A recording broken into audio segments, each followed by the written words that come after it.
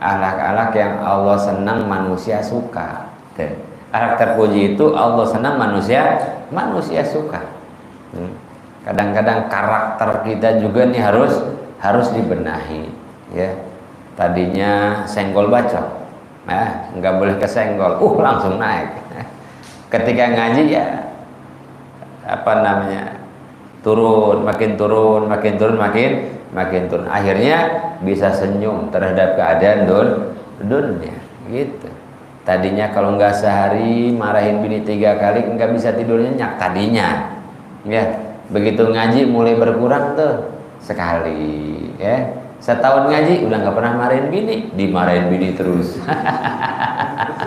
Ya, masya Allah. Jadi ngaji itu ya kesana karena ketika kita sholat, ketika kita puasa, ketika kita zakat, ketika kita qiyamul lail, ketika kita sholat duha, ketika kita baca Quran, itu aslinya adalah treatment dari Allah Subhanahu wa Ta'ala untuk menjadi kita manusia yang mulia. Itu treatment dari Allah. Nah, itu apa sih? Itu training dari Allah Subhanahu wa Ta'ala, sesuatu yang harus dilalui oleh kita kalau mau jadi orang yang mulia. Harus dilewati. Jangan dikira, Ustaz, bagaimana merubah akhlak? Benerin ibadah, rajinin ibadah, banyakin ibadah.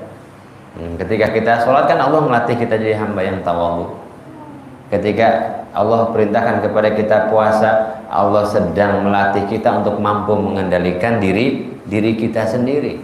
Ya, pengen makan banget itu, pengen minum sekali itu, tapi puasa kata Allah.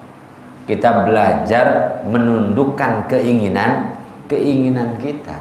Ya, makan aja bisa saya kalahin.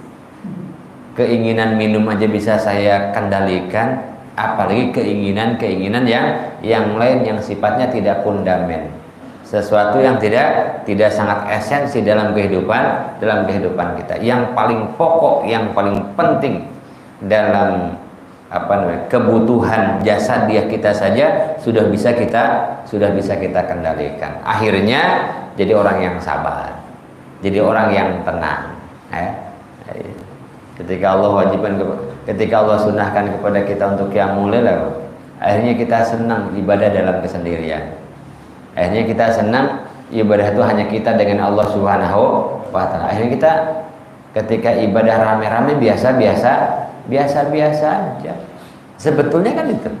Kenapa sholat sunnah yang paling utama itu adalah ketika malam. Allah lagi training kita mau lebih mulia lagi dari sekedar melaksanakan yang wajib sholat qiyamul lail.